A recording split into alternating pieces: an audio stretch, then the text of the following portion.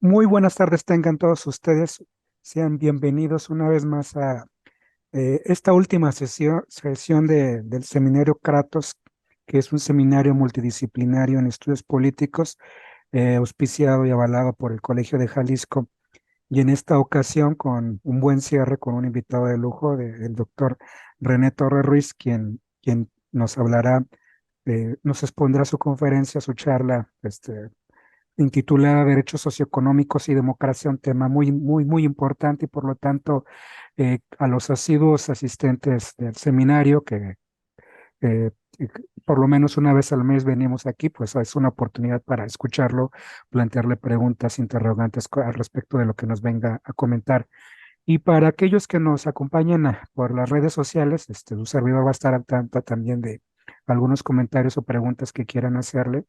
Y quienes están aquí, pues de viva voz ya saben, la dinámica generalmente es levantar la mano de manera virtual y les damos el uso de la voz. Me voy a permitir leer una breve semblanza del doctor Torres Ruiz. Y comienzo diciendo, bueno, que él es doctor y maestro en ciencia política por la Universidad Autónoma de Barcelona, licenciado en Ciencias Políticas y Administración Pública por la Universidad Nacional Autónoma de México. Es profesor investigador de tiempo completo en el Departamento de Ciencias Sociales y Políticas de la Universidad Iberoamericana. Miembro del Sistema Nacional de Investigadores Nivel 2, miembro regular de la Academia Mexicana de Ciencias. Sus principales líneas de investigación se vinculan con los temas de la vida política en México, democracia y ciudadanía, movilización social, cambio político y participación, así como partidos políticos y sistema electoral. Ha sido conferencista en diversos congresos y foros nacionales e internacionales y actualmente es el coordinador del programa de la licenciatura en Ciencias Políticas y Administración Pública del Departamento de Ciencias Sociales y Políticas de la Universidad Iberoamericana en la Ciudad de México. Ha sido consejero electoral propietario local en la Ciudad de México en el Instituto Nacional Electoral durante el periodo 2017-2021. Es secretario ejecutivo del Comité Editorial del Departamento de Ciencias Sociales y Políticas de la Universidad Iberoamericana en la capital del país. Sus libros más recientes son Los partidos políticos en México a través de las elecciones presidenciales 1988-2018, 30 años de contiendas políticas, editado por Editorial Orfila con año del 2023. También Crisis Política, Autoritarismo y Democracia, avalado por el sello editorial de Siglo XXI Editores y Claxo con el año de publicación 2022. Acciones colectivas en el campo global y regional, editado por la Universidad Iberoamericana y Juan Pablos Editor, publicado en el año 2022. También Derecho, Estado y Poder, aproximaciones teóricas y análisis de casos, México y América Latina, de Editorial Juan Pablos, Universidad Iberoamericana del 2021. También En busca de la democracia, pensando en la movilización social en tiempos de grandes cambios, por la Universidad Iberoamericana del año 2020 y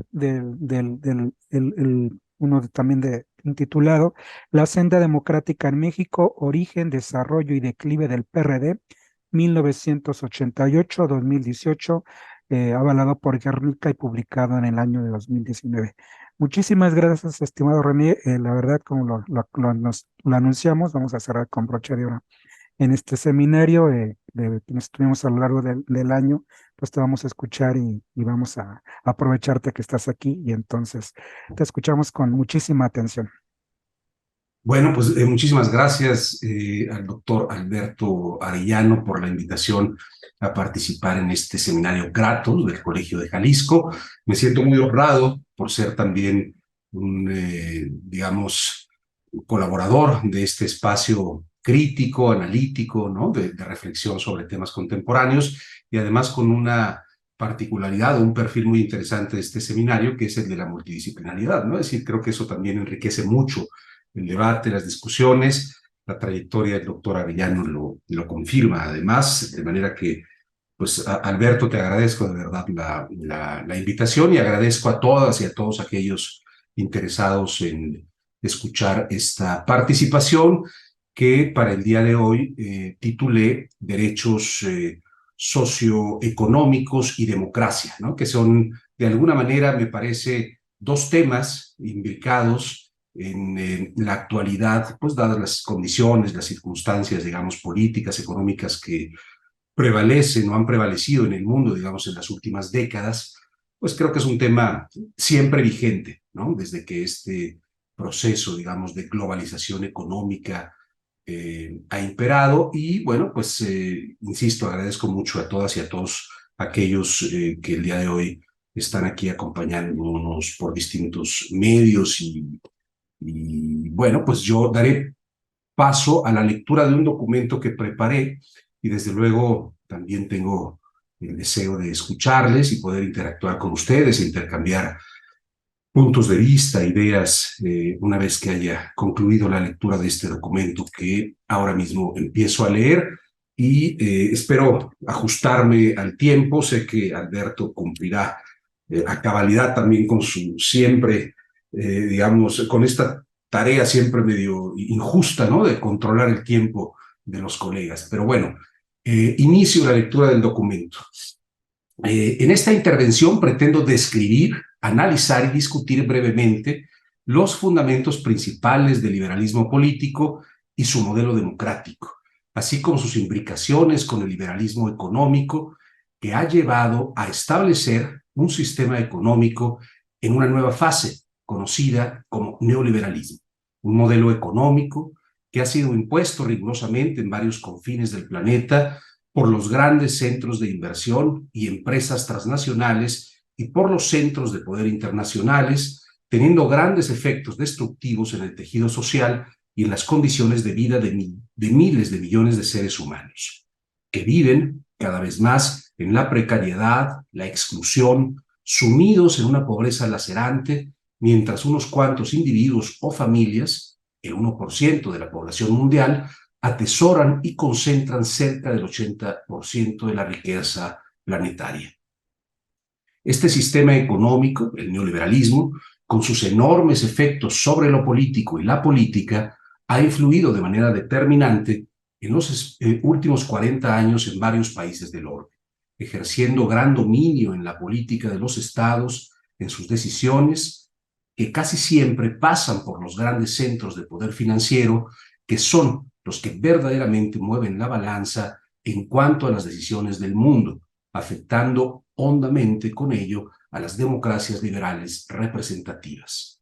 Hoy, esas democracias, las realmente existentes, viven una crisis profunda y se encuentran sumamente desacreditadas entre las ciudadanías que no creen en sus representantes, no los consideran efectivamente sus representantes, sino trabajadores al servicio de los intereses económicos transnacionales, entre otras cosas, porque sus derechos sociales y económicos de las ciudadanías en diversas latitudes del mundo se han visto, en efecto, terriblemente trastocados desde hace décadas, impidiendo que el grueso de las poblaciones accedan, por ejemplo, a la educación, a la salud, a buenos empleos y remuneraciones justas y apropiadas para vivir dignamente, a la seguridad social, al esparcimiento, a la felicidad. Esta es precisamente una de las grandes paradojas de nuestra época y quizás su principal indicador de que el modelo político liberal, que se ha materializado en democracias representativas, se encuentra en una crisis civilizatoria.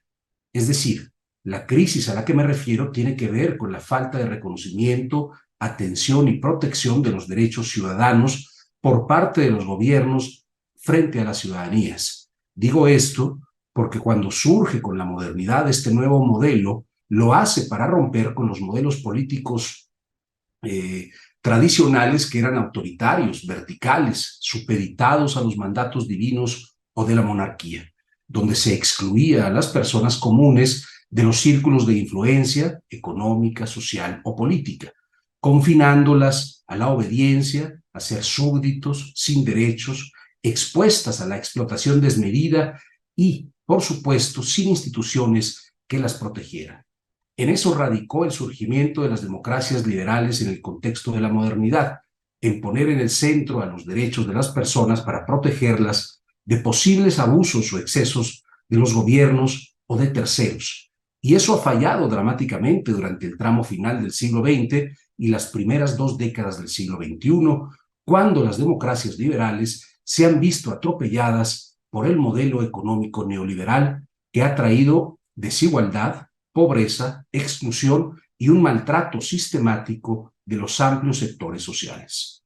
Si bien las democracias liberales germinan, en efecto, enarbolando los derechos individuales como el eje que articula su propuesta política y social, hoy en día esos derechos, como resultado de la imbricación del liberalismo político con el neoliberalismo, ha entrado en una fase de descuido y desdén hacia esos individuos que dice proteger.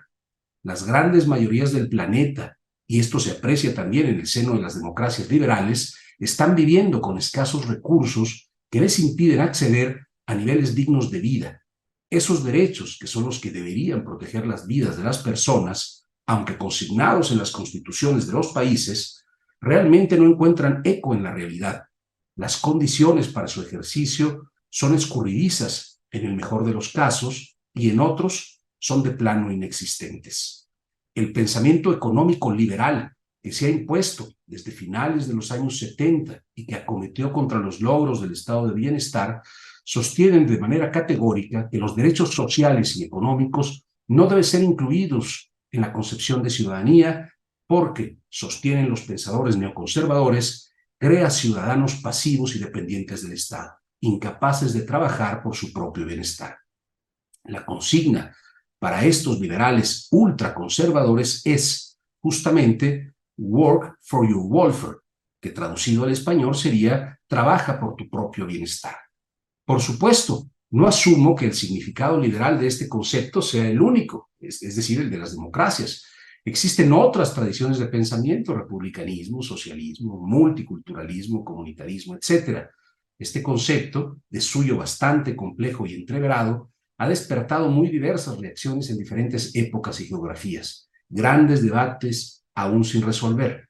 Entonces, lo que de alguna manera yo asumo es que digamos, y en esta discusión que planteo el día de hoy, es fundamentalmente preguntarme qué es y cómo funciona la democracia representativa capitalista moderna, que tiene un cuño liberal.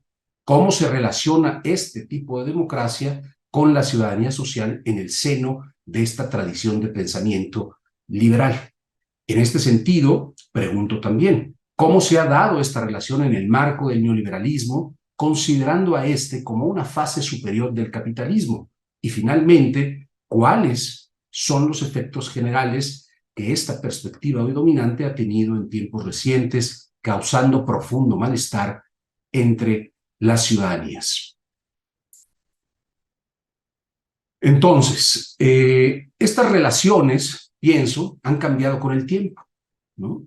La relación, digamos, entre las ciudadanías y la democracia. Pese a ello, sostengo que la democracia puede definirse tanto para los antiguos, que tenían una visión, pues, digamos, participativa, mucho más deliberativa, mucho más de implicación de los ciudadanos en la esfera pública, pero a pesar de ello, creo que en la tradición democrática de Occidente, de 2500 años, podemos encontrar, digamos, similitudes en cuanto a la concepción de los antiguos y de los modernos, y quizá esa es la distinción de la democracia frente a otros regímenes políticos. Me refiero a que este espacio, el espacio democrático, debe construirse, ¿no?, en función de que existan condiciones necesarias y suficientes para el ejercicio de la ciudadanía.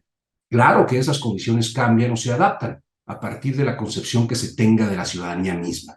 No obstante, la idea de democracia debe partir en todo momento del reconocimiento de la ciudadanía y su ejercicio mediante derechos y libertades como su elemento esencial y distintivo. Esto permite rescatar la dimensión relacional de la democracia y los vínculos entre la comunidad y el Estado. En efecto, democracia y ciudadanía se relacionan estrechamente y lo hacen a través de crear los escenarios políticos, institucionales, legales, materiales y simbólicos para que las personas puedan ejercer la libertad y la igualdad, dos pilares básicos de la democracia, en una determinada comunidad mediante el reconocimiento de derechos. Derechos, como nos dice Alberto Olvera, que han sido establecidos históricamente, pactados socialmente y pautados también legalmente. En este escenario debe haber entonces un vínculo entre democracia y ciudadanía.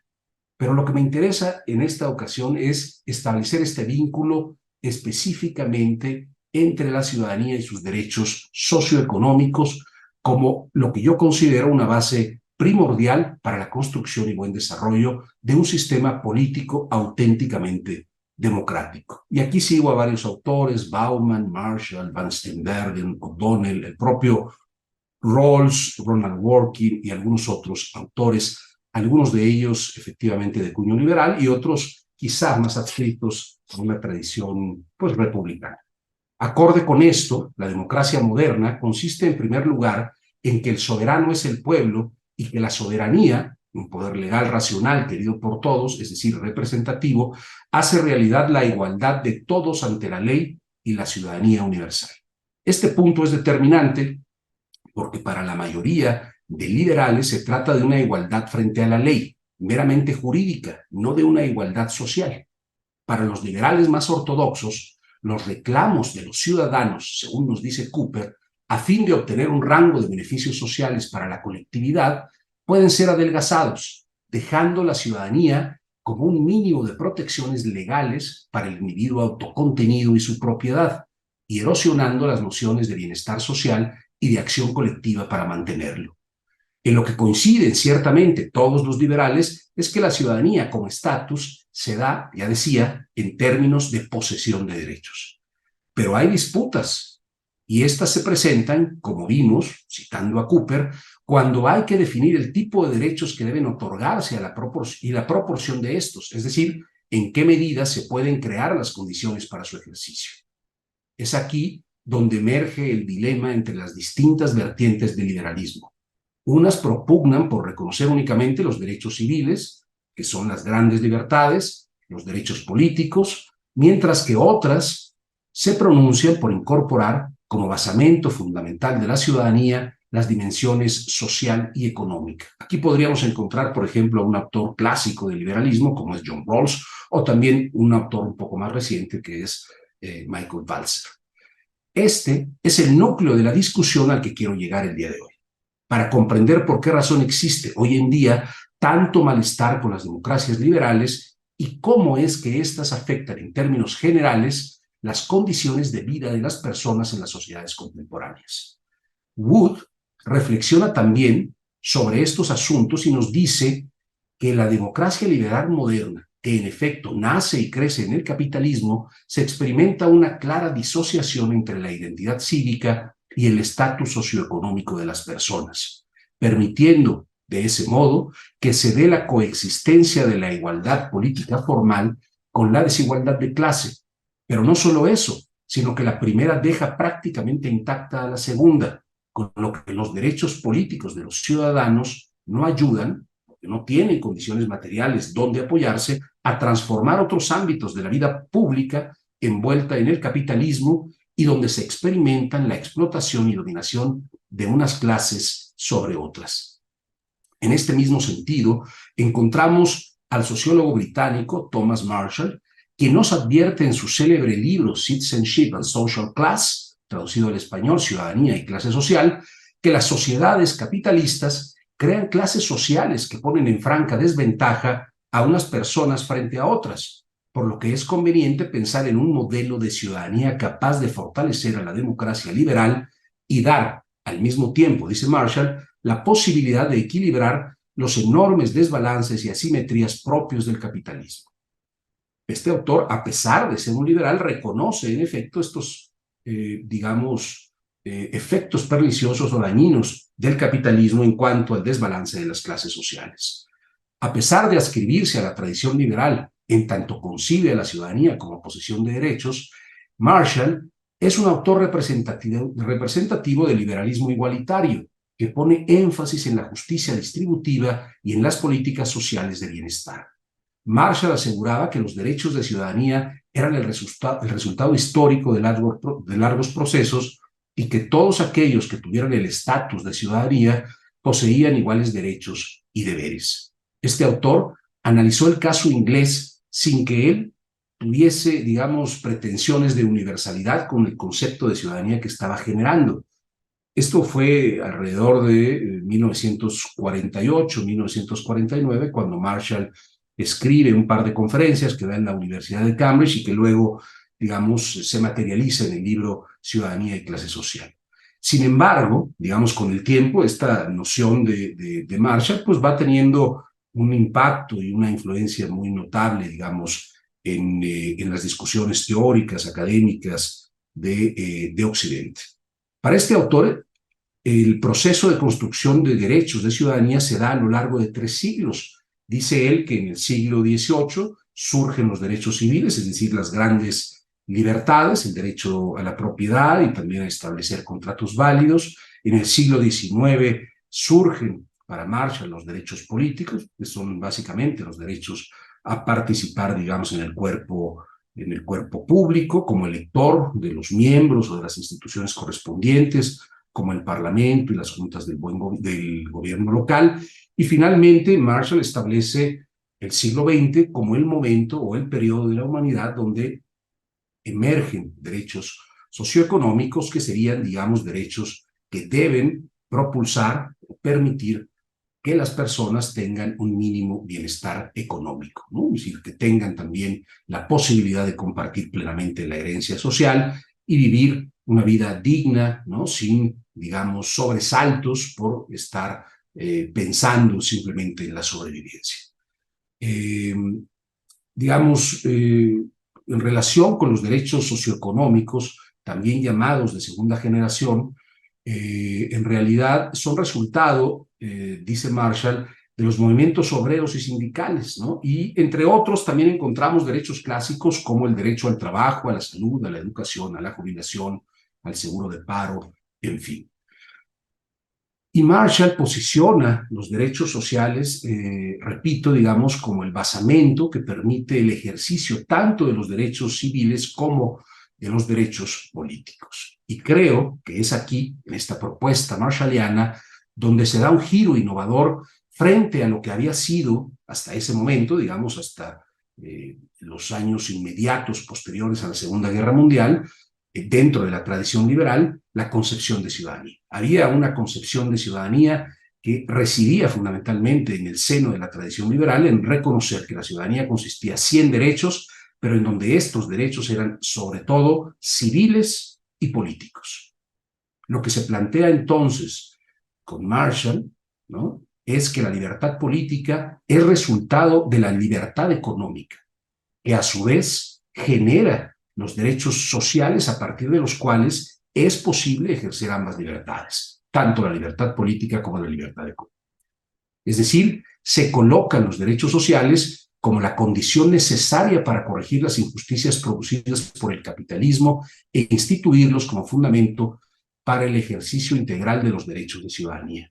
En definitiva, para que los derechos civiles y políticos puedan ejercerse, se requiere que el Estado otorgue ciertas garantías. Si esto no ocurre así, habrá entonces grandes sectores sociales excluidos de la ciudadanía, viviendo en pobreza y desigualdad, incapaces, por tanto, de participar en buenas condiciones, en condiciones de equidad, en la vida política de la comunidad.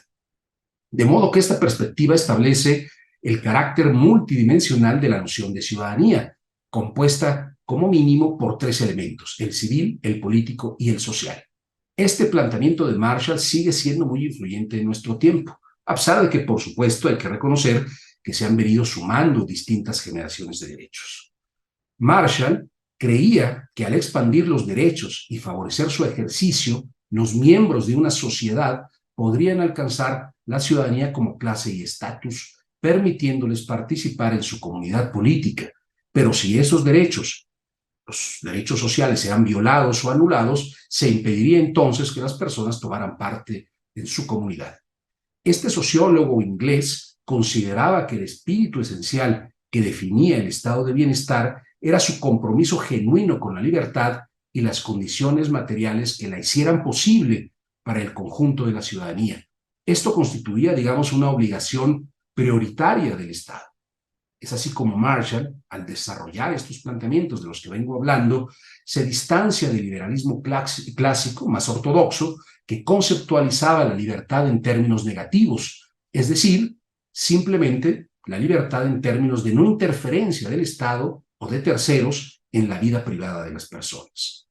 Debe quedar claro que históricamente los derechos socioeconómicos crecen y se fortalecen con la universalización de los servicios públicos y el Estado benefactor, cosa que cambia radicalmente con el arribo del neoliberalismo hacia finales de los años 70, cuando este tipo de derechos decae de manera muy importante, ¿no? Es decir, los derechos a partir de la emergencia del neoliberalismo o del monetarismo, digamos que es propio de las ideas de un profesor norteamericano que daba clases en la Universidad de Chicago, Milton Friedman, de alguna manera las ideas de Friedman establecen en un libro que se denomina Free to Choose, o sea, libre de elegir o libre para elegir. En ese libro se establecen lo que yo diría que son los fundamentos principales del neoliberalismo actual y que ciertamente instrumentan inicialmente tanto Margaret Thatcher en 1979 cuando arriba, digamos, como primera ministro a Inglaterra, y Ronald Reagan un año después, en 1980, en enero de 1980, cuando asume la presidencia de los Estados Unidos. Estos dos actores principalísimos, digamos, en el mundo occidental, por su enorme influencia, Estados Unidos e Inglaterra, retoman los postulados económicos de Milton Friedman, que cuestiona los fundamentos del Estado benefactor que se habían establecido a partir de las teorías y de los planteamientos de otro economista muy importante, Keynes, de alguna forma, a partir, digamos, de estos momentos, de este periodo, 1979 en adelante, empieza un periodo de neoliberalismo. Y en ese sentido es que, también podemos ubicar el desarrollo de la democracia, digamos, en esta nueva circunstancia económica, ¿no? Del neoliberalismo, de globalización económica y los efectos que, por supuesto, este nuevo modelo económico tiene sobre la democracia. Entonces, esta vertiente, digamos, de pensamiento sostiene que la democracia debe romper los confines del régimen político y extenderse al sistema político mismo, a la sociedad y al Estado. Es decir, frente a esta reacción del liberalismo más ortodoxo, encabezado por Friedman desde el punto de vista económico, existen también dentro del propio liberalismo algunos que establecen que la democracia no debe subsumirse ciegamente a estos dictados del mercado, sino que debe tener la posibilidad, digamos, de establecer sus propias lógicas de funcionamiento, recuperando también derechos políticos, derechos civiles, pero reivindicando también esta visión marshalliana, ¿no? De recuperar lo social, lo económico como un basamento que permita un ejercicio integral, justo y democrático de la ciudadanía.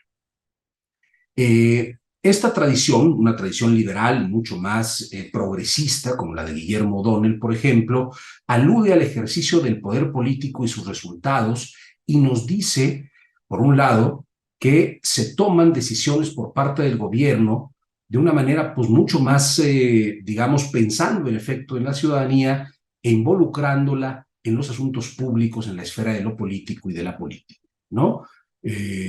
Aquí hay, lo que quiero llamar la atención es que existe, digamos, una serie de reacciones que así como el neoliberalismo emerge, digamos, desde el punto de vista de lo económico y también desde el punto de vista, por ejemplo, de lo político, con von Mises o con Hayek o con algunos otros teóricos del liberalismo que reivindican, digamos, posiciones mucho más conservadoras, existe también una reacción, ¿no? Liberal, insisto, que reivindica que debe de haber un Estado fuerte, un Estado con una dimensión legal, capaz, efectivamente, de construir un entramado de reglas legales e institucionales, estatales, que tengan la posibilidad de regular que nadie esté desprotegido por el Estado mismo, ¿no? Es decir, O'Donnell, por ejemplo, en sus trabajos quizá de finales de los años 80, principios de los 90, también empieza a reivindicar la necesidad de, sin desmontar el aparato liberal, ¿no? El aparato político liberal, sí reconoce la necesidad de que el Estado recupere algunas de las capacidades o de las habilidades que fue perdiendo a partir de la influencia del neoliberalismo, digamos, durante la década de los 80, durante los 90, donde a través de ciertas reformas estructurales, inspiradas, digamos, en los postulados de Friedman y también en los famosos dictados, digamos, que se desprenden del trabajo que se llevó a cabo en 1975 en el famoso documento o tratado para la Comisión Trilateral que redactaron Yoji Watanuki, Samuel Huntington y Michel Crozier, en donde establecían que era necesario, digamos, en aras de la gobernabilidad, desmontar también una serie de exigencias o descargar, mejor dicho, al Estado de una serie de exigencias sociales, pues entonces estas dos fórmulas, por la vía económica y por la vía política, el Estado empieza a adelgazarse, empieza a debilitarse y a dejar, desde luego, de tener la capacidad de responder a demandas, a necesidades sociales. En este marco, ¿no?, digamos, de descomposición del Estado benefactor y en donde, desde luego, también la democracia liberal empieza a sufrir estragos, pues, insisto, están algunos autores importantes, como Guillermo O'Donnell, que nos dice, de alguna u otra manera, que es importante pues recuperar la integralidad de una visión de la ciudadanía o de una concepción de la ciudadanía, para lo cual se necesita necesariamente la implicación de un Estado pues mucho más robusto. Lo que hace O'Donnell, de alguna forma, pues es también retomar la ciudadanía contemplada por Marshall en cuanto a que se debía de reconocer y contar con condiciones apropiadas para el ejercicio de esta, y que eso solamente podría ser de alguna manera posible si los derechos sociales y económicos, que fueron los más desprotegidos y los que se fueron de alguna u otra manera debilitando con el aumento del neoliberalismo, con la mayor presencia de un mercado omnipotente, omnipresente, con el debilitamiento de las instituciones democráticas, pues de alguna manera el propio, digamos, liberalismo genera sus respuestas y trata de reconducir, digamos, el camino para llevarnos, si no a un Estado benefactor, por lo menos a un Estado social, de derecho, que incorpore, pues, tanto las libertades clásicas, digamos, desde luego, los derechos civiles y políticos, que son importantes en sí mismos, pero también, repito, los derechos socioeconómicos y los derechos también culturales, ¿no? Lo que pienso que subyace a esta idea es que el Estado debe responder a una exigencia ética. Es decir, lo que está en el postulado también, o en los postulados, en los presupuestos de Guillermo O'Donnell, de Marshall, del propio John Rawls, ¿no?, de José Nun, de algunos otros teóricos del liberalismo, es que el Estado tiene también un componente ético. Y este componente ético consiste en que todas las personas integrantes de una determinada comunidad política tengan resueltas sus necesidades básicas y acceso a ciertos bienes esenciales. Y que de alguna u otra manera, pues si se representan en su conjunto, esto generará un piso mínimo para garantizar la dignidad humana, ¿no? Entonces, esto también implica que los derechos de ciudadanía son, como ya decía, en primer lugar, deberes que el Estado debe asumir frente a sus miembros. Y los derechos de ciudadanía no son ni pueden ser concebidos simplemente, digamos, como compartimentos estancos.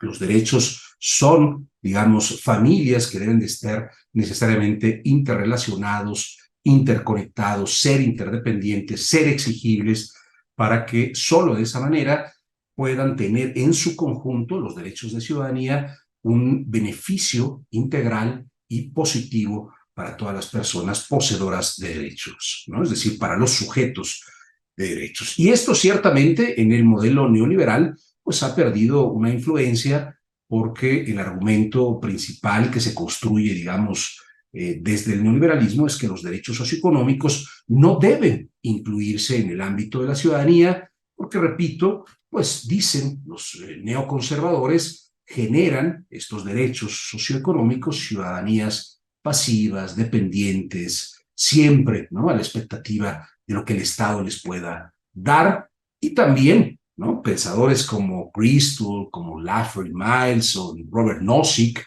señalan que genera, ¿no?, incapacidades en las personas para trabajar por su propio bienestar, para construir su propio bienestar. Esto de work for your welfare, que es una premisa fundamental del neoliberalismo, estaría, digamos, en el centro de las preocupaciones de estos pensadores. Por supuesto, como Robert Nozick y aquel libro clásico de Anarquía, Estado y Utopía, que de alguna manera es una respuesta a los planteamientos también que hace John Rawls en su libro también clásico, El liberalismo igualitario, perdón, y o en su otro libro también muy importante, John Rawls, Teoría de la Justicia, ambos, liberalismo y teoría de la justicia, publicados durante la década de los 70, y que de alguna manera genera reacciones, entre ellas la de Robert Nozick, ¿no? Entonces, pues de alguna manera pienso que esto es importante, digamos, eso está en el núcleo de la problemática en la que quiero llamar la atención el día de hoy.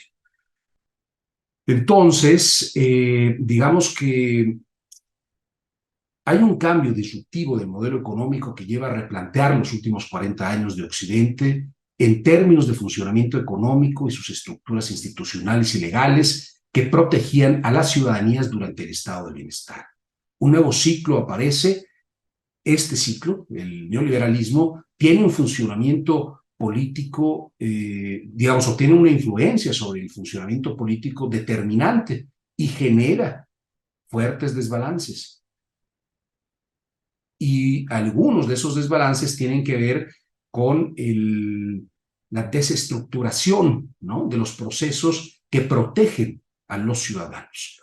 En su nueva fase, pienso yo, el capitalismo lo que hace es defender no a las ciudadanías, no a las personas, no a los sujetos de derecho, sino fundamentalmente defiende el libre mercado, el libre flujo de capitales, la retracción de los estados en la toma de decisiones económicas, y esto tiene efectos de un replanteamiento y de sus reverberaciones en lo político de manera muy importante.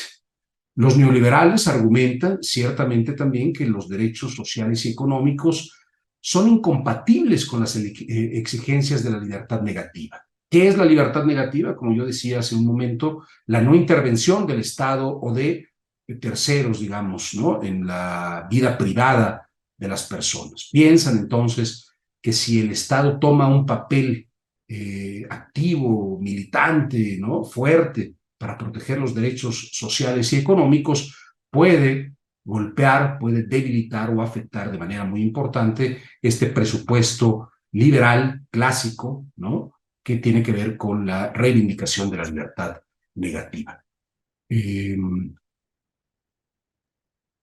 Ahora, bien, también creo que un aspecto que vale la pena considerar es que el neoliberalismo busca imponer obligaciones a los ciudadanos como parte de la política social.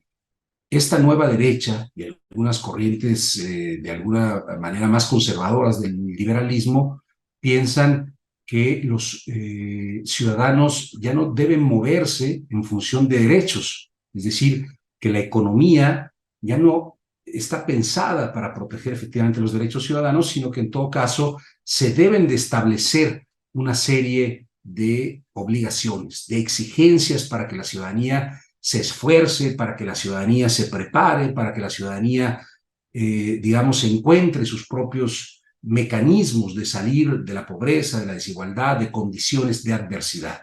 Mientras que hay que reconocer, pues, el Estado efectivamente benefactor o el Estado social, como nos dice Bauman, lo que buscaba promover era el principio, digamos, de un seguro colectivo, por decir de alguna manera, respaldado por la comunidad, ¿no?, contra el infortunio individual y sus consecuencias. Aquí hay también un nodo problemático. Mientras los neoliberales dicen el ciudadano por sí mismo debe salir adelante, ¿no?, con sus propias herramientas, con su propio esfuerzo, mientras tanto los que reaccionan frente a este modelo y los efectos que están teniendo las políticas neoliberales en la actualidad, en las últimas 4 décadas, reconocen la importancia de un Estado social y de que éste proteja con una suerte, repito, de seguro colectivo a los individuos que pudiesen estar en condiciones de debilidad, de fragilidad o de infortunio. Entonces aquí hay desde luego también una preocupación muy significativa que me parece a mí es uno de los núcleos, no el único, pero sí uno de los núcleos fundamentales, digamos, de estas controversias dentro de la tradición liberal de pensamiento. Los derechos socioeconómicos, repito, entonces, no son ni han sido los más beneficiados, los más atendidos en las 4 décadas que llevamos de este nuevo modelo económico. Y ha generado, desde luego, en este mismo periodo, una enorme fragilidad en la ciudadanía. Ciudadanías que en las últimas décadas, en los últimos años, quizá en los últimos 10 o 15 años, se han manifestado de manera mucho más importante, mucho más robusta, mucho más articulada, frente a las consecuencias terribles, devastadoras, yo diría, que ha tenido el modelo neoliberal. Y los efectos, desde luego, y el debilitamiento que tiene este modelo sobre lo político, sobre lo democrático.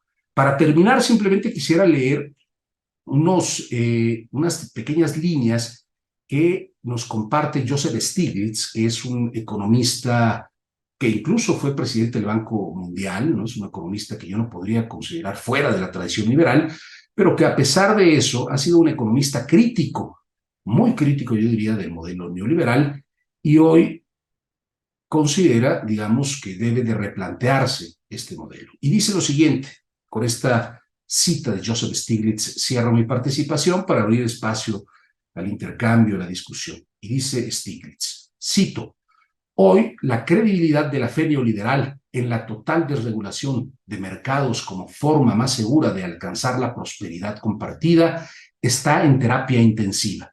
Y por buenos motivos.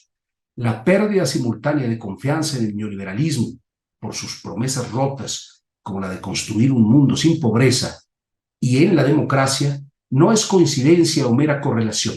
El neoliberalismo lleva 4 décadas debilitando la democracia. Con esto cierro y entonces, pues agradezco nuevamente su escucha y pues quedo a su disposición para el intercambio de ideas o de reflexiones. Muchas gracias. Muchísimas gracias al doctor Torres Ruiz. Al contrario, nos dejas una serie de inquietudes.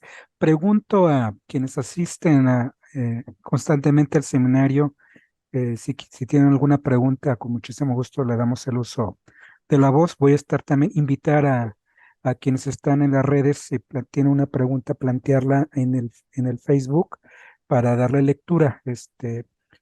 Alguien que quisiera hacer un comentario, una pregunta al doctor. Yo estoy viendo que alguien ya levantó la mano.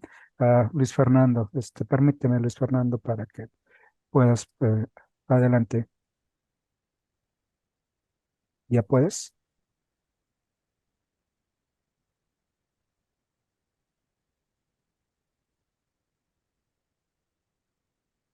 Adelante, Luis Fernando, te escuchamos. Buenas tardes. Eh, Buenas tardes, doctor René. Un gusto saludarte, amigo. Bueno, pues más que nada, antes de lanzar mis preguntas, quisiera felicitar también al doctor Arellano y a Ciaira por 12 sesiones en este 2023, en este seminario de Kratos. Aprendí mucho sobre diferentes temas a lo largo de este 2023 y esperemos que el 2024 haya un seminario Kratos mucho mejor que el anterior y luego el 2025 mucho más y mejor, que haya más temas, muy buenos investigadores, muy buenos panelistas. Y bueno, mis preguntas son 3 preguntas para ti, doctor René, son, ¿cuáles son los factores que influyen en la inclusión social de los ciudadanos en las fases que plantea Marshall? Esa es mi primera pregunta. La segunda pregunta es, ¿la democracia liberal moderna es capaz de abordar adecuadamente las crisis económicas y sociales en los contextos internacionales que actualmente aquejan a la sociedad? Y mi última pregunta sería, ¿cómo afecta la globalización a la ciudadanía en sus diferentes dimensiones que Marshall planteó en lo civil, en lo político y en lo social? Esas son todas mis preguntas. estimado René. Digo, yo creo que con las otras preguntas para empezar y esperando que se animen los demás, creo que puedes dar respuesta, ¿no? Sí, pues son otras 3 conferencias o 3 ponencias más, pero te lo agradezco mucho, Luis Fernando. Son muy complejas. A ver, yo creo que los factores de inclusión social que plantea Marshall tienen que ver con darle la posibilidad a las personas de que sus derechos sociales y económicos, como la educación, la salud, el empleo, la buena remuneración, la seguridad social, la jubilación, etcétera, ¿no? Es decir, estos derechos sociales son, dice Marshall, el fundamento de la dignidad, del acceso al bienestar, deben de estar presentes, ¿no? Sin esos factores presentes, Marshall sostiene, no puede haber un ejercicio integral de ciudadanía. Por tanto, uno puede inferir que no puede haber ciudadanos. Es decir, no puede haber ciudadanos en tanto no haya derechos sociales y económicos, no solo reconocidos formalmente, porque estos están reconocidos formalmente en prácticamente todas las constituciones, por lo menos del mundo occidental. Eso está así, ¿no? Es decir, es muy difícil encontrar hoy una constitución que no tenga una carta de derechos, por decirlo de alguna forma, y en donde se incluyan, desde luego, la dimensión social o económica. Eso existe. Ese no es el problema.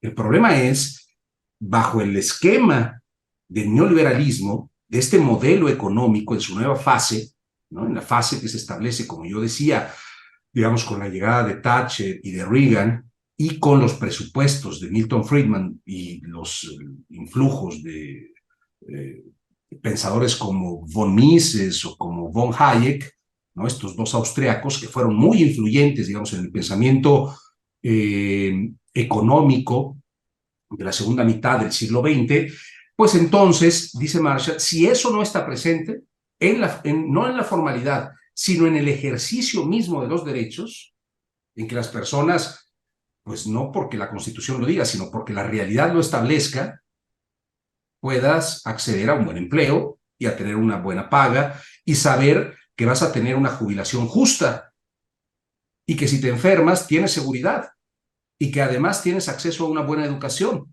Y todos esos componentes, dice Marshall, pues son lo que permite, y ahí es donde está la revolución marshalliana, yo diría, dice este autor, permite el ejercicio pleno de los derechos civiles y políticos. Las grandes libertades, la libertad de pensar, de discutir, de organizarse, incluso la del derecho político básico, que es votar, pues si tú lo haces en condiciones de adversidad material, pues muy difícilmente van a poder prosperar los derechos civiles y políticos. Y tiene un fundamento, pues yo diría racional, lógico.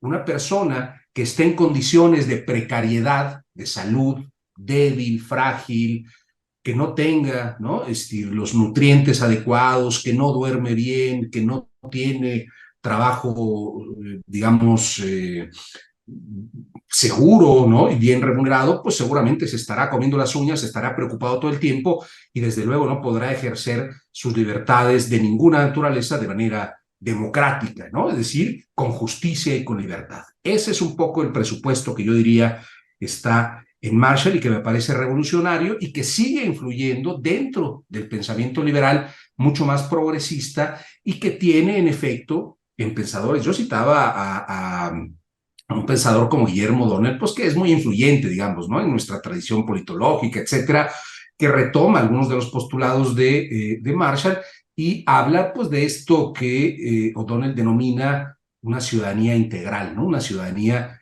que tenga la posibilidad de vivir en un contexto de derechos interdependientes, de derechos interconectados, exigibles, etcétera, etcétera.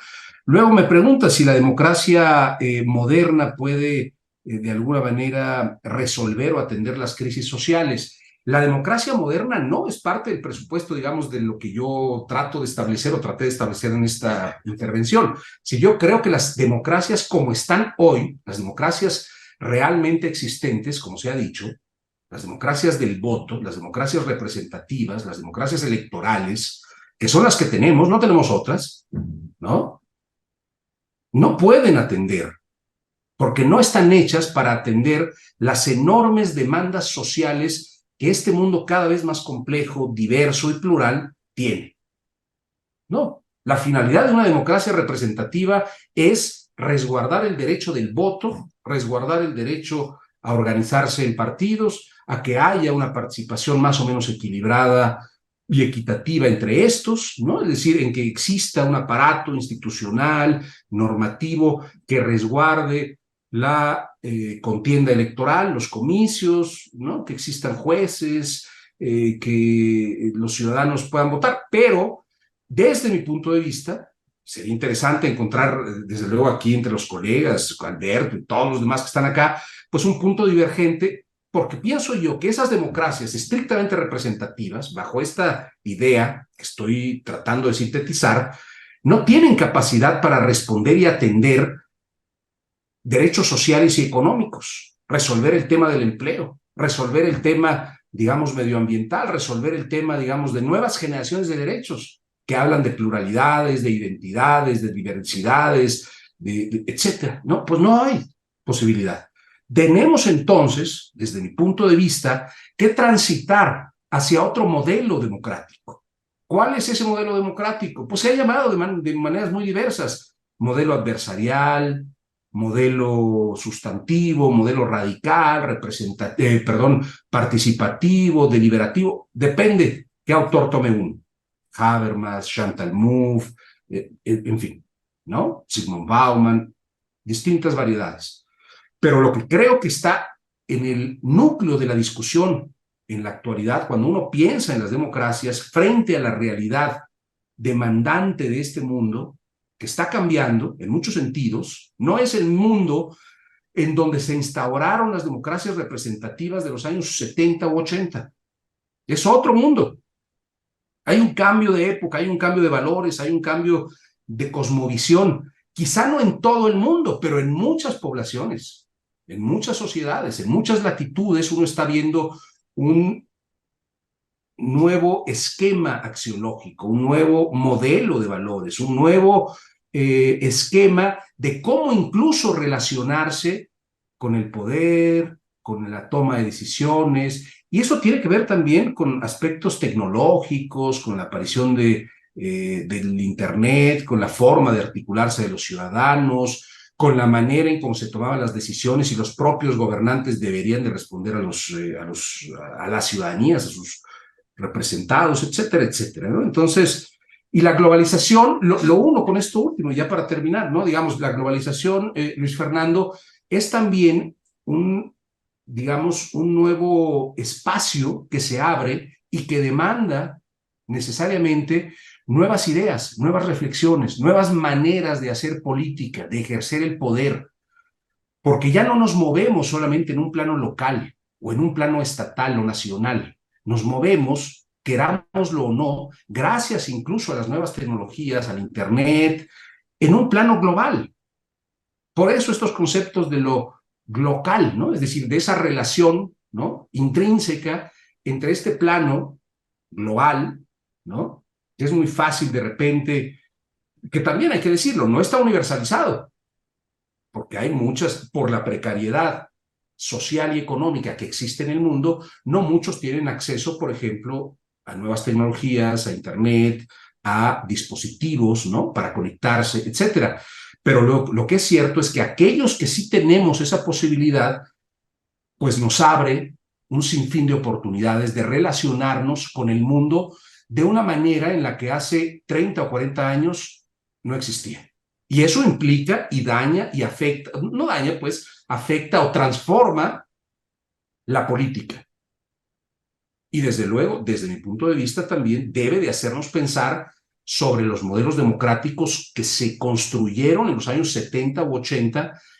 Pienso en la tercera ola democrática. En realidad la democracia en Occidente, en Estados Unidos, en Francia, en Inglaterra, bueno, pues viene desde antes, hace 200, 150 años, con las grandes revoluciones del siglo XVIII y todo lo que ocurre después, ¿no?, con, digamos, el siglo XIX. Pero pensando en la última ola democrática, si hacemos caso a Samuel Huntington, la tercera ola, ¿no?, la que llega a la Europa meridional, digamos, de finales de los 70 y a a Latinoamérica en los años 80, bueno, pues habría que replantearnos si ese tipo de democracia en un mundo global, en un mundo con una crisis civilizatoria, son ese modelo democrático, representativo del voto, sigue siendo pertinente para resolver esos problemas. Yo sostengo que no es así, que tenemos que darle la vuelta, digamos, a nuestra forma de concebir los regímenes políticos que hemos construido en los últimos años, para poder estar en condiciones, en efecto, de dar respuestas mucho más eficientes y satisfactorias para las enormes demandas ciudadanas que hoy tampoco se parecen necesariamente en su totalidad, por lo menos, a las que existían en los años tardíos, en los años 70, en los albores de los años 80, ¿no? Espero haber respondido, pero bueno, es un poco complejo esto que planteas. Gracias, doctor. Muy bien, muy bien. Ya tengo varias preguntas, estimado René. Creo que estimulas mucho el debate y el intercambio de ideas. Mira, le estoy dando el uso de la voz a Héctor Castellanos, ahorita como panelista para que te la plantee. Te la planteé, él es doctor, digo, está estudiando el doctorado en Ciudad, Territorio y Sustentabilidad en la Universidad de Guadalajara. Oh, y ahorita que te la planteé, te voy a leer una que me acaba de llegar por un medio electrónico. Es de un alumno del doctorado en Ciencia Política de la Universidad de Guadalajara y va un comentario y una pregunta para saber tu opinión. Dice, el principio neoliberal que pretende cambiar los derechos por obligaciones con el objetivo de incentivar salir adelante y, entre comillas, meritocracia, no solo implica una aberración, y Ketty en su obra Capital e Ideología no solo pone en evidencia el sistema de desigualdades que la lógica neoliberal implicaría que la mitad de la población mundial sobraría. No va a salir adelante por la extrema desigualdad plenamente demostrada. Este es un comentario. Y bueno, adelante, Héctor, te escuchamos. Sí, muchas gracias por la oportunidad, doctor. Pues igual, si bien Luis Fernando con sus preguntas fue muy abarcativo, si bien el enfoque en el cual realizó la ponencia habla muy específicamente en esta relación del liberalismo, los derechos económicos y la salud de la democracia como el objeto de este intenso debate, sin lugar a dudas, creo que en el actual, estos estudios en el que analizan la calidad de las democracias, pues nos dicen que van en declive. Entonces, sin lugar a dudas, el sustentar, como usted dijo, en la democracia actual y el mecanismo o los diferentes mecanismos de gobierno, pues eso no quedaría sustentado aquí la solución. Sin embargo, creo que argumentar que únicamente estas políticas argumentar al neoliberalismo, este tema de desigualdad, podría sesgarnos la oportunidad de la búsqueda de otros derechos. Si bien se enfocó en los derechos socioeconómicos actualmente, pues hablando en términos interamericanos, la Corte Interamericana y en ocasiones algunas, por su facultad de atracción de algunos casos, en el Estado americano, pues habla de temas de justicias intergeneracionales. Sin lugar a dudas, usted habló de algunos temas en su primera intervención a la pregunta de Luis Fernando sobre el tema, por ejemplo, de un retiro digno o temas mucho más actuales como el tema de garantizar un medio ambiente sano o el tema que también es algo complejo. Entonces, mi pregunta viraría en esta parte, ¿qué tanto también sería considerar este tema de las transferencias y justicias internacionales en los derechos socioeconómicos? Si bien los problemas actuales son múltiples, creo que también como sociedad o como generación también terminamos impactando a generaciones futuras. Entonces creo que tanto los derechos económicos, culturales o ambientales están insertos en este marco. Esa sería mi pregunta. Gracias.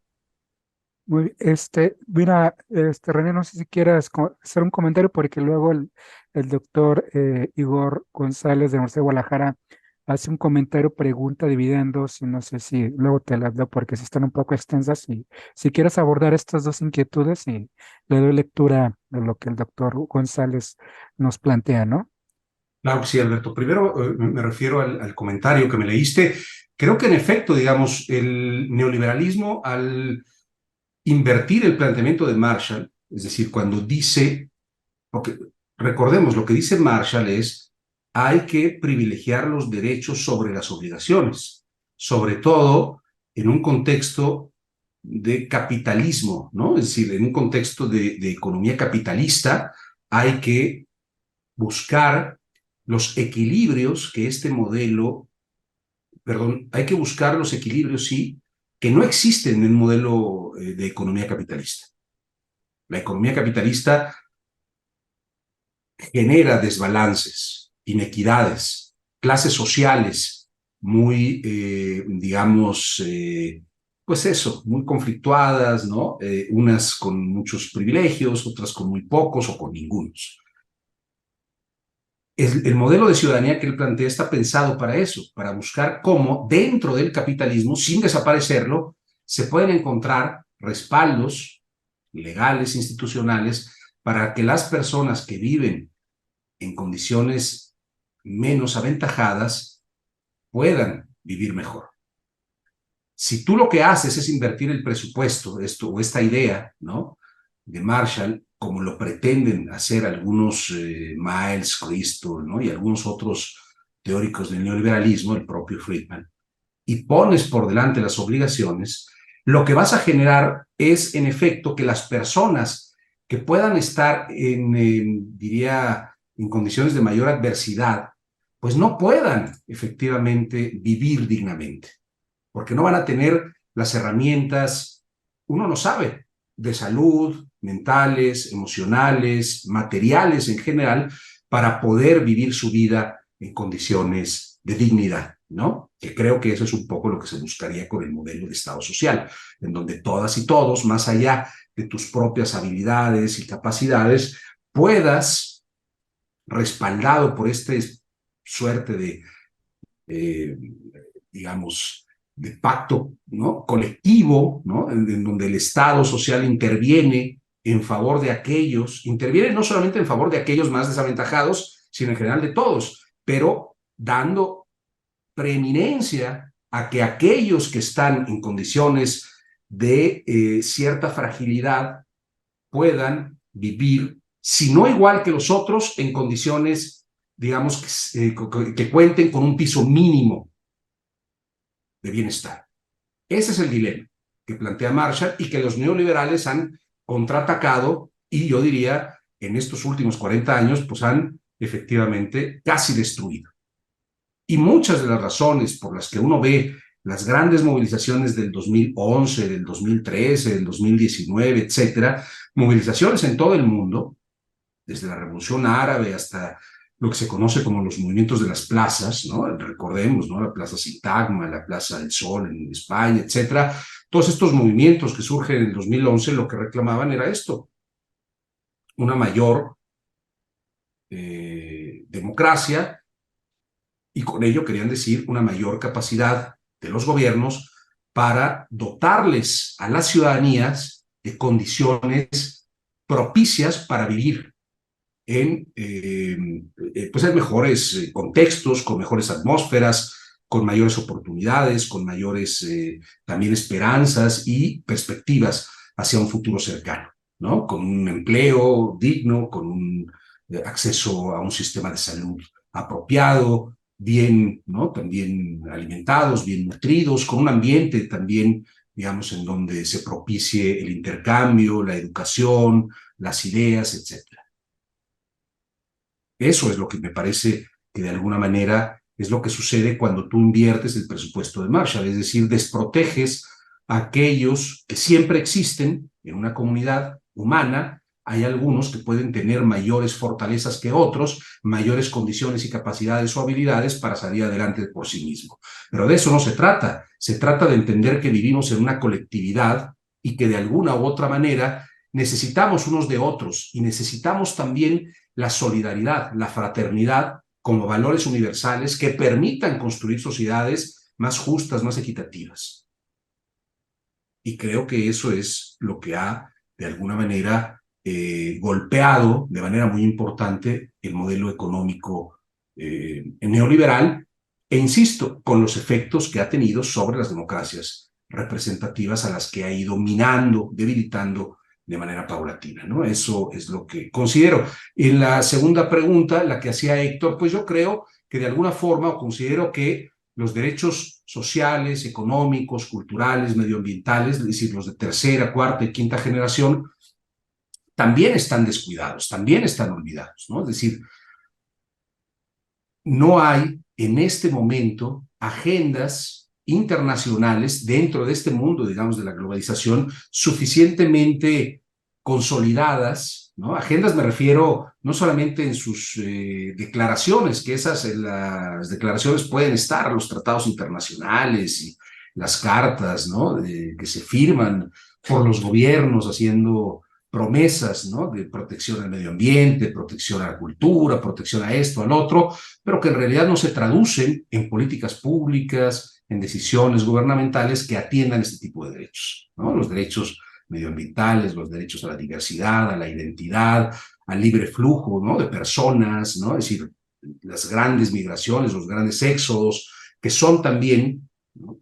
O han venido formulando una serie de derechos distintos a los que planteaba inicialmente Marshall, civiles, políticos y sociales, aunque imbricados de alguna manera, pero han venido ampliando esta Carta de Derechos, pues desde luego están también, yo diría, claramente desprotegidos en un mundo que está concentrado por el modelo económico que tenemos y que ha prevalecido en los últimos 40 años, en donde lo que prevalece es la idea del mercado, la idea de la competencia, la idea del libre flujo de capitales, el beneficio, ¿no? Que reciben unos cuantos, un 1%, según dice Oxfam y según dicen muchas casas, digamos, que de alguna manera exploran la situación social y económica de este planeta y que nos dicen que alrededor del 80% de la riqueza mundial se concentra en unas cuantas manos, el 1% de la población planetaria. Bueno, pues si eso es lo que tenemos, es resultado en buena medida de este modelo económico, que lo que privilegia, que su valor fundamental es este, el de la competencia, el del libre mercado, ¿no? Y no el de la equidad, no el de la igualdad, no el de la justa distribución de la riqueza, no el de la inclusión, no el del valor de la solidaridad o la fraternidad, que ciertamente hay que decirlo, cuando inicia la modernidad, no la modernidad, la modernidad inicia a lo mejor en el siglo XVI, siglo XVII, pero digamos, cuando la modernidad toma un impulso significativo, que es en el siglo XVIII, con estas dos grandes revoluciones, la norteamericana y la francesa, los postulados, recordemos, de la Revolución Francesa eran estos: libertad, igualdad y fraternidad. Y las libertades se ven muy comprometidas si la igualdad y la fraternidad no existen. Y creo que lo que ha pasado en nuestro planeta, bajo el influjo de este modelo económico neoliberal, es precisamente que se han borrado, se han difuminado, se han destruido los cimientos del Estado-nación para atender estos dos presupuestos, estos dos valores universales que planteó la Revolución Francesa: igualdad y fraternidad. Lo que se ha estimulado es el individualismo y la desigualdad. Y qué más que las propias cifras que uno puede consultar en el Fondo Monetario, en el Banco Mundial, en el Banco Interamericano, en la CEPAL, ¿no?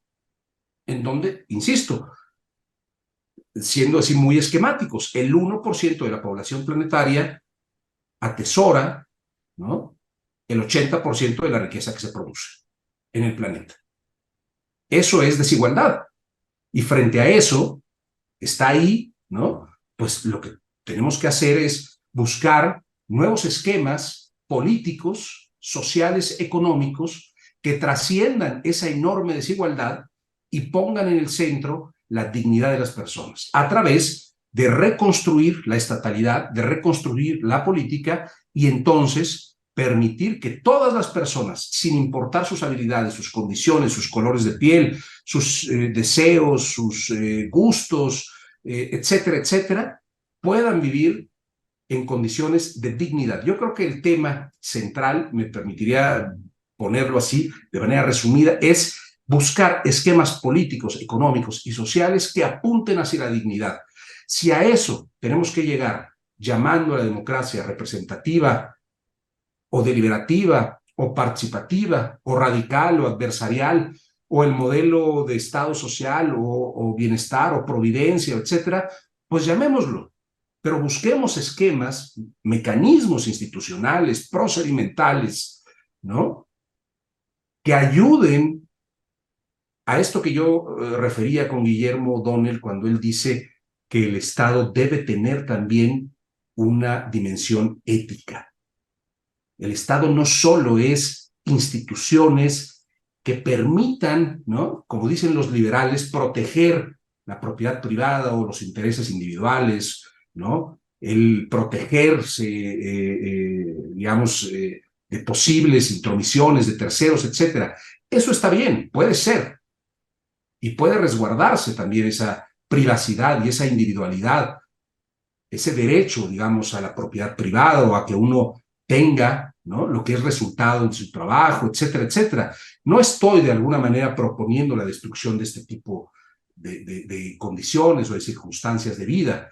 Estoy proponiendo que a la par tiene que buscarse también esquemas que en las sociedades contemporáneas incluyan a cada vez más personas en condiciones de dignidad. Porque lo que tenemos ante este esquema en donde unos cuantos atesoran todo y los demás tienen que estar luchando día a día para sobrevivir, no permiten una construcción, digamos, planetaria justa, equilibrada, digna, y en donde todas las personas pues puedan estar tranquilas, ser felices. Yo sé que esto suena así a Blowing in the Wind, ¿no?, de Bob Dylan, lo que ustedes quieran, o Imagine, de John Lennon. Alguien podrá decir, bueno, pues sí, pero ¿y cómo hacer todo aquello? Bueno, creo que es el reto en el que estamos como humanidad. El pretexto del tema que yo planteo hoy, de derechos sociales y económicos y democracia, es simplemente un pretexto para pensar un mundo distinto, que creo que es posible en la medida también de que los esquemas tradicionales del ejercicio del poder político se transforman. ¿Cómo? Mediante una mayor implicación ciudadana, mediante leyes pues, más justas, y que no solamente en el papel sean justas, sino que estén acompañadas, como también decía Marshall, de instituciones que hagan que esas leyes que en el papel pueden parecer justas se apliquen y tengan efectivamente la posibilidad de prosperar en la práctica, en la realidad, ¿no? Eso diría yo de manera, pues digamos, un poco resumida y a lo mejor medio, ¿qué diría yo, no? Es decir, un poco por aquí y por allá, ¿no? Pero bueno, tratando de responder a todas las inquietudes que se están planteando, Alberto. Muy bien, René. Voy a leerte una pregunta, comentario del doctor Igor González Aguirre de la Universidad de Guadalajara y luego la de Adriana Suárez de la maestría en Gobierno y Políticas Públicas de la UCEMISH. Inicio con el doctor Igor. Felicitaciones por la charla, estuvo genial. Gracias por hoy, por el seminario en general. Voy a enviar un comentario, pregunta dividido en dos. Uno, comparto en buena medida la idea general en torno al malestar que amplios sectores de la ciudadanía tiene con respecto a la democracia. Me parece que el consenso en torno a esta idea, sobre todo en su vertiente liberal, tiende al agotamiento y con ello se erosiona en mayor o menor medida lo político y la política. No me cabe duda que la implementación de la fase neoliberal del capitalismo contemporáneo ha contribuido al deterioro de lo democrático en el mundo occidental. Desde luego hay una profunda crisis de representación que nos obliga a repensar desde dónde y cómo abordamos el estudio del campo político. En este sentido, insisto, comparto la idea de un malestar extendido con respecto a la democracia, pero particularmente con respecto a su dimensión formalmente instituida. Dos, desde mi perspectiva, ahí está concentrado dicho malestar. Considero que con el deterioro de la democracia se ha producido un caldo de cultivo para el surgimiento de populismos de derecha y de izquierda, así como de poderosas tentaciones autoritarias que uno pensaba como, y entre comillas el término, superadas. Mi pregunta entonces es, ¿cómo percibe el horizonte político en la región latinoamericana en los próximos años en términos del nuevo modelo democrático al que alude? Me gustaría conocer qué opina el doctor en torno al caso de Milei en Argentina o Bukele en El Salvador, por mencionar algunas tendencias observables en la región. Y la pregunta comentario de Adriana Suárez es, buenas noches, me gustaría hacer una pregunta, si alcanza el tiempo, nos dice, con todos sus tintes, ¿el actual gobierno mexicano alcanzaría a catalogarse como reivindicatorio de estos derechos o simples paliativos con trasfondo? Esas serían las dos, bueno, con los comentarios y las preguntas que te plantean, estimado René, y pues te escuchamos con muchísima atención. Muchas gracias, Alberto. Gracias al doctor Igor por sus preguntas, por sus comentarios. Creo que son muy pertinentes. Me concentraré sobre todo en la segunda, ¿no? Entiendo que el primero, cuando habla del malestar, coincide con el planteamiento general que yo hago. Ya no me distraeré en eso, porque creo que coincidimos en términos generales.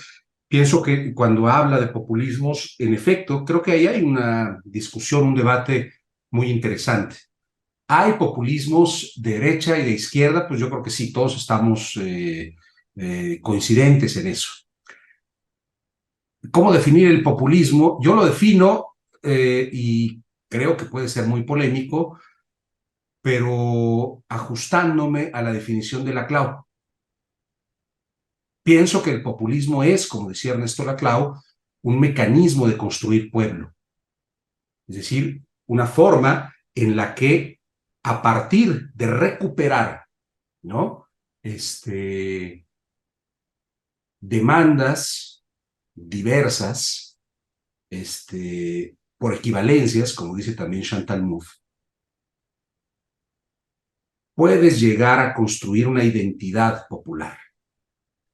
Hay en las sociedades una enorme heterogeneidad, una pluralidad enorme. Eso nos lleva a reconocer entonces que existen diversas formas de vida, de concepciones del mundo, de cosmovisiones, pues, de rutas divergentes, de formas incluso en cómo los grupos o las personas pueden pensar que se van a resolver los conflictos o los problemas que plantea nuestra realidad. Pero dice Laclau,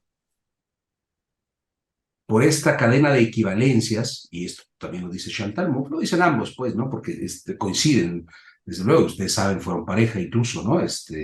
Entonces, y tienen muchos trabajos de hegemonía y socialismo, es un trabajo muy, digamos, pionero en estos términos. Y de esta idea nos lleva entonces, si estamos de acuerdo con lo que plantean Laclau y Mouffe, a que esta enorme diversidad y complejidad y conflictividad social puede coincidir, puede confluir. Y en esa confluencia, en esas equivalencias, ¿no?, de demandas coincidentes, puede entonces construirse un actor llamado pueblo. Y ese actor llamado pueblo, lo que puede suceder en los tiempos actuales, digamos, ¿no?, esto ya sería mi interpretación, es que frente a un modelo económico que ha lacerado a muchos sectores que pudieran parecer, sectores sociales que pudieran parecer muy distintos entre ellos, tienen demandas y tienen agravios compartidos.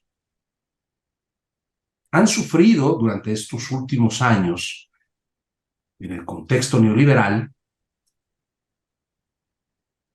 fuertes pérdidas en términos, pues, materiales, sociales, económicos, culturales, ¿no?, incluso en cuanto a sus seguridades. Es decir, el propio neoliberalismo, en el contexto en el que estamos, ha generado también violencias de distinto tipo. Entonces, hay agravios compartidos de esos distintos segmentos sociales Y en ese sentido uno podría pensar que ese tipo de populismo, un populismo de izquierda, reivindica entonces esas cadenas de equivalencia y las invita o digamos, las estimula para poder construir esta identidad popular. Una identidad popular que lo que hace es reivindicar pues una narrativa distinta a la de un poder hegemónico o a la de una, digamos, política o un modelo, en este caso, económico hegemónico que ha pues devastado condiciones de vida de las poblaciones a nivel planetario. Si nosotros asumimos el populismo en ese sentido, creo que en efecto entonces pueden surgir líderes que reivindiquen a los sectores más desaventajados en las sociedades contemporáneas, en este contexto, ¿no?, liberal o neoconservador, y en ese sentido, aquellos liderazgos que logren, ¿no?, recuperar estas demandas sociales, que logren, ¿no?, reivindicar los derechos sociales y económicos, que instrumenten políticas y programas que en efecto resuelvan, no solamente como paliativos, sino que resuelvan, si no estructuralmente, por lo menos que vayan dando pasos hacia una construcción de una sociedad más justa, más equitativa, en donde los derechos sociales y económicos sean nuevamente un aspecto central en las agendas gubernamentales, pues creo que pueden ser denominados populismos de izquierda.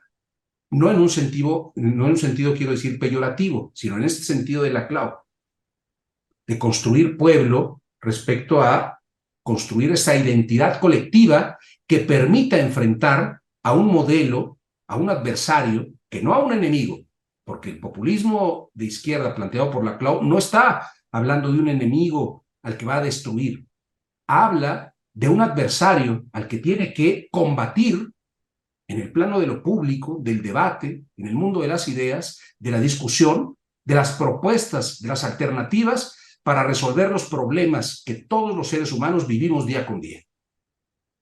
Ese es el populismo de izquierda al que se refieren, desde mi interpretación, Ernesto Laclau y Chantal Mouffe.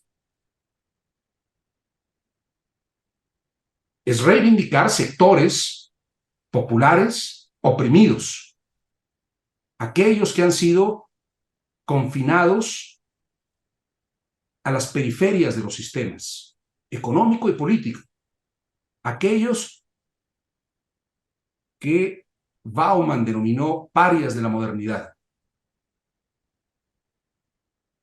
A esos son a los que puedes convocar recuperando estas, digamos, cadenas de equivalencia, porque comparten agravios, dolores, ¿no?, sueños rotos, y entonces a través de eso construir una identidad colectiva que sea capaz de articularse, de sedimentar lo social y dar la lucha, la batalla frente a un mundo que evidentemente es inequitativo, es desigual, es injusto.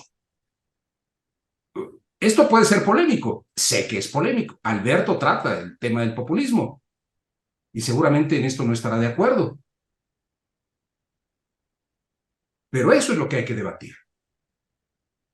Líderes de esta naturaleza pienso que existen. También existen otros populistas que lo que hacen, como Milei, pues es simplemente irse a un extremo, digamos, del conservadurismo y hablar, por ejemplo, como lo ha dicho insistentemente, que va a dolarizar la economía argentina, ¿no? Pero eso no resuelve las demandas del pueblo argentino respecto del empleo, respecto de los mejores salarios, respecto de la salud, de la educación. No hay ningún ejemplo que hable de eso, de que la dolarización de las economías haya resuelto todas estas demandas sociales.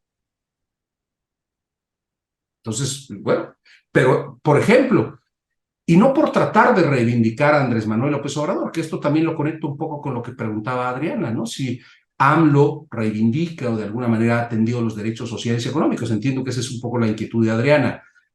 Pienso que sí. Y pienso, yo ubicaría a Andrés Manuel López Obrador en el terreno de un populismo de izquierda, en el sentido de la clau. En un sentido que reivindica efectivamente a estos sectores y en donde ciertamente en todos los populismos yo observo que sí hay la construcción de un escenario público en donde se establecen adversarios y en donde el terreno, digamos, de la disputa está fundamentalmente centrada en dos grandes adversarios: los menesterosos, los parias de la modernidad, los olvidados, y aquellos que tienen en mayor o menor medida acceso a privilegios, a condiciones de beneficio, que tienen su bienestar más o menos garantizado. Las sociedades en las que vivimos, bajo el influjo del modelo neoliberal, son un poco de ese tipo. Grandes masas empobrecidas y pequeños grupos sumamente enriquecidos. Insisto, esta cifra del 1% no la digo yo, no la invento, no es una invención mía. Ahí está. Suficientemente documentada, por cierto. 1% de la población planetaria recupera, atenaza, concentra el 80% de la riqueza del planeta. Bueno, entonces la división y el conflicto y la problemática existe. ¿Cómo no va a existir si tú no tienes nada y el otro ves que tiene todo?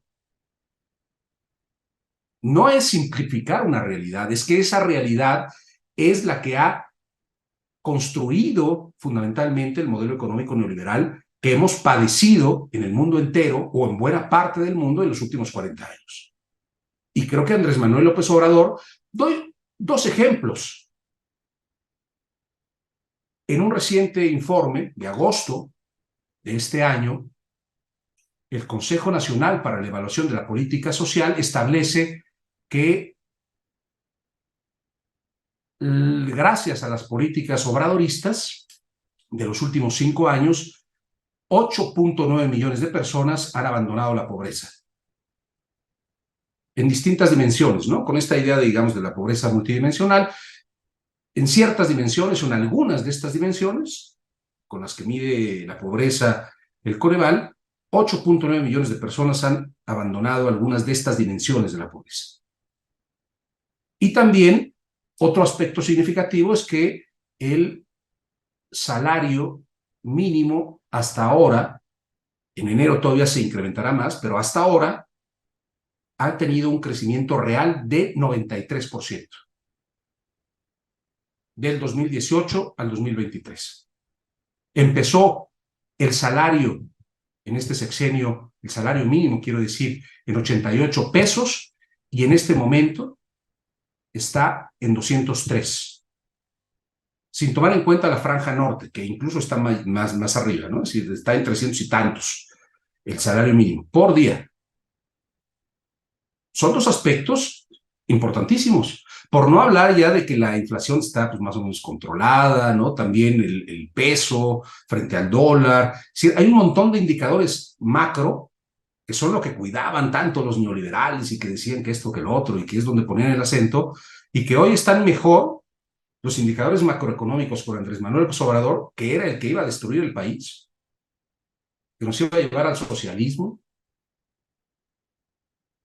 a una situación muy parecida a la de Venezuela o peor, que era el César Chávez, digo, el Hugo Chávez llevado a la no sé qué potencia. Pues todo eso, la realidad nos dice que no es así. Yo digo entonces, sí, creo que Andrés Manuel reivindica un populismo de izquierda en el sentido, insisto, que acabo de definir. Yo no uso el término populista en un sentido peyorativo, denigratorio. Creo que es, sí, una forma de hacer política, de construir comunidad. ¿Que tiene aspectos ideológicos? Por supuesto que tiene aspectos ideológicos, como el liberalismo lo tiene, como el neoliberalismo lo tiene. ¿Tiene aspectos ideológicos? Por supuesto que sí. Pero el que tenga una posición política, un tinte ideológico, no hace esa posición política algo negativo en sí mismo. Yo ahí lo dejaría, Alberto, por ahora. Muy interesante, René. Digo, no sé si alguien quiere hacer un comentario, si no, me gustaría aprovechar también porque nos estimulas mucho a pensar, sobre todo plantearte, sobre todo una opinión, sobre todo que muy interesante la exposición que nos acabas de plantear, la verdad, siempre estimulante, que coincido contigo en que hay que concebir los regímenes políticos, repensarlos, los regímenes democráticos que hemos hecho en Occidente, tanto en el centro como en la periferia, en otros esquemas. Y entonces coincido contigo en el sentido de a lo mejor también ya lo hemos escuchado, platicado sobre todo de que a veces hay que abocarnos más en la eficacia o como diría don Luis Aguilar, a la efectividad de los gobiernos democráticos, ¿no? Más que ahora estar preocupados en el acceso al poder. Y quiero plantearte lo siguiente, digo, sobre todo que, bueno, bienvenido el debate y pareciera que el debate lo tenemos muy presente y que, bueno, toda proporción guardada en Occidente. Pero quisiera saber en una perspectiva ya un tanto más de geopolítica global, es decir, precisamente a partir siendo la democracia y los derechos humanos para otra perspectiva, una ideología, por ejemplo, pienso en China, precisamente que nosotros estamos discutiendo y que tenemos nuestros problemas de estos quiebres, de estas erosiones, se plantea la resiliencia democrática, el efecto del populismo, pero los chinos tienen muy claro su cuestión geopolítica y de hecho hasta el capitalismo es acorde con estados totalitarios, ¿no? Entonces, me gustaría saber precisamente en estas definiciones mínimas y amplias presente de lo que es la democracia y las discusiones del liberalismo, que para ciertas perspectivas también al interior en América Latina, que hay una ideología democrática, una ideología liberal que precisamente a veces no dialoga, bueno, o más bien precisamente en esta idea de imponer no dialoga, y entonces desde estas resistencias que piensan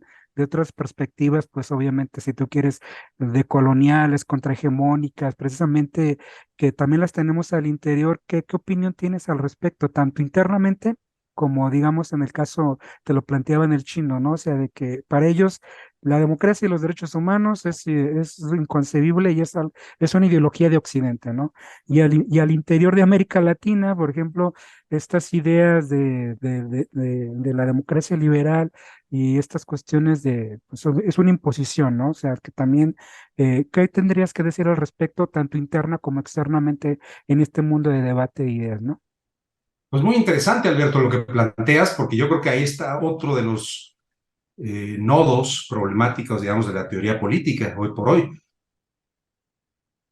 Muchas ideologías, entre ellas la liberal, creo que tienen, y sobre todo la liberal más ortodoxa, la que ha prevalecido en los últimos años, en materia tanto económica como política, hablan de una suerte de orden natural, es decir, de que el mundo tiene necesariamente, ¿no?, que irse al libre mercado, a la competencia. Dicen incluso, ¿no?, tienen un lema, there is no alternative, o sea, no hay alternativa, dicen. There is no alternative. Ese es así, el pensamiento ortodoxo liberal. Y bajo esa lógica han tratado de imponer este modelo, y lo han hecho, porque tienen además las herramientas. Y hay un montón de intereses que se han visto ciertamente beneficiados por la instauración del modelo neoliberal. Y por esta supeditación de las democracias liberales o representativas frente a este modelo. Una subordinación, ¿no?, un control total, absoluto, de estos centros de poder financieros que controlan lo político, que dictan las agendas de los gobiernos. Si la ideología se plantea en ese sentido, digamos, como un orden natural, pues yo pienso que más que ideología termina siendo un dogma, ¿no?, y se condena al fracaso tarde que temprano. Los chinos, pienso yo, ¿no?, es decir, lo que hacen en una lógica geopolítica, digamos, de este contexto global cada vez más complejo, todavía más incluso con la guerra de Ucrania y de Rusia y todo esto que está ocurriendo, ¿no? Y desde luego Palestina, Israel. Bueno, ahí hay un tema en donde los chinos dicen, efectivamente, yo democracia y yo no pensaría que están rechazando el modelo económico neoliberal. De alguna manera están engarzados ahí, pues, ¿no? Y lo hacen muy bien, además. O sea, eso de que la economía china no es neoliberal, no coincido. Creo que es más neoliberal que muchos países. El tema ahí es lo político. Lo político sí creo que no transita ni transitará por la vía liberal, porque tienen otras historias, tienen otras cosmovisiones, escalas axiológicas, valores distintos. Entonces, yo creo que en el mundo de las ideologías lo que uno debe de entender es que responden a circunstancias históricas, materiales, específicas. Son constructos sociales que buscan resolver, que buscan atender, que buscan reaccionar frente a una serie de condiciones que rodean a pueblos específicos, a naciones específicas, y que a partir de ello se construyen estas ideologías, estas cosmovisiones. Y existen tantas ideologías o cosmovisiones como pueblos existan. O sea, hay una diferencia también muy significativa, y esta es parte del debate que se ha dado entre el norte y sur. Por ejemplo, cuando Boaventura de Sousa Santos habla, ¿no?, de las epistemologías del sur y tal, pues lo que dice es, hay que recuperar esas tradiciones de pensamiento propias del sur, de lo que se ha llamado el sur, ¿no?, el sur global, o las periferias.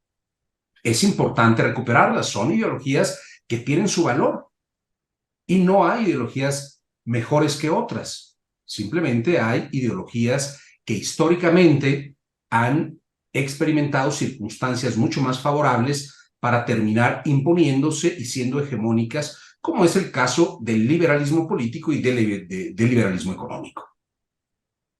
Pero no es que sean, digamos, en términos de, pienso yo, ¿no?, de la universalidad del pensamiento liberal, es en sí mismo mejor o superior a una visión quizá mucho más local, mucho más comunitaria, como podemos encontrar, no sé, en algunas regiones de América Latina o en África o en Oriente.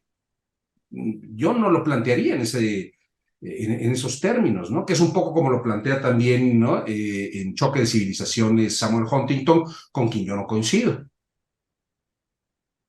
Es decir, las ideologías, las civilizaciones, las cosmovisiones, para mí no están en una guerra de destrucción, o no tendrían que estar en una guerra de destrucción unas contra otras, sino más bien recuperando nuevamente a Chantal Mouffe en el reconocimiento de la conflictividad social, pero pensando esta conflictividad no como un elemento de destrucción, de mutua destrucción entre lo que está en conflicto, o entre las personas, o entre las civilizaciones, o entre las sociedades que están en conflicto, sino como un reconocimiento de lo político, es decir, lo político como un aspecto inherente a la condición humana que nos lleva a la peculiaridad, a la particularidad, y en esa peculiaridad y particularidad en el mundo, al haber distintas peculiaridades, distintas especificidades, diferencias, heterogeneidades, se generan conflictos propios de lo político, que impactan en la política. Pero el impacto tiene que ser no como ha sido en una lógica de destrucción, de amigo-enemigo, de yo te domino, de yo me impongo, sino debería de ser, o podría ser, en un mundo posible y en un mundo, pienso yo, mejor del que tenemos, la posibilidad de que ese conflicto se trate en un sentido adversarial, como dice Chantal Mouffe, que significa no la destrucción, sino la comprensión de lo diverso, reconocimiento de conflicto, pero no con el ánimo de destrucción mutua, sino de encontrar vías, o, como dice también Chantal Mouffe, consensos conflictivos. Es decir, no va a haber una respuesta ni una solución definitiva a esos conflictos. Habrá, simple y sencillamente, mecanismos que permitan que esas divergencias, que esas diferencias enormes puedan coexistir. Y creo que las ideologías tienen que moverse también en esa tesitura. Si una ideología, sea esta la que uno quiera nombrar, ¿no? El socialismo, el republicanismo, el liberalismo, todos los ismos que uno quiera traer a la mesa, deberían de estar más bien moviéndose en esta lógica, no de tratar de imponer, ¿no? Un orden natural, porque eso, insisto, es dogma, es la imposición de lo que yo soy, de lo que yo pienso, de cómo veo el mundo, te lo impongo a la fuerza. Y que es, reconozcámoslo, espero no estarme equivocando, lo que ha sucedido en la historia también de la humanidad, ¿no? Es decir, los grandes bloques ideológicos acompañados, ¿no? De condiciones materiales, en este caso también, por ejemplo, de herramientas bélicas, etcétera, etcétera, de la fuerza que da el control del capital, de la economía mundial, etcétera, bueno, pues me permite a una determinada civilización, a un determinado grupo de naciones, imponerse sobre otras, ¿no? Pues así lo vería un poco, ¿no? Pero esto es mucho más complejo que eso, ¿no? Creo que también daría quizá para otro momento, ¿no? Para otro seminario entero, ¿no? Muy bien, al contrario, pues que sea el inicio de próximas colaboraciones y volverte a invitar. Estimado René, digo, antes de hacer el cierre formal, algo que quisieras señalar, precisar o que haya quedado en el tintero, para nosotros creo que es la percepción y la opinión de varios por los comentarios fue muy buen cierre y excelente tus respuestas, todo han quedado satisfactoriamente en el plano intelectual los asistentes al seminario. Te escuchamos, René, lo que quieres a manera de cierre. Pues no, simplemente decir que yo creo que estamos en un momento, digamos, en donde en efecto hay una serie de signos o de señales que nos dicen que el mundo está cambiando, el mundo se está transformando y eso pasa por aspectos estructurales, es decir, por valores, por relaciones de poder, por estructuras institucionales, por modelos normativos, por modelos políticos, por regímenes, ¿no? Etcétera. Creo que hay muchos aspectos que nos han rodeado en las últimas décadas que debemos necesariamente replantearnos como humanidad. Es decir, más allá de la situación geográfica que ocupemos, en un mundo que sí se ha globalizado, y que eso es innegable, ¿no?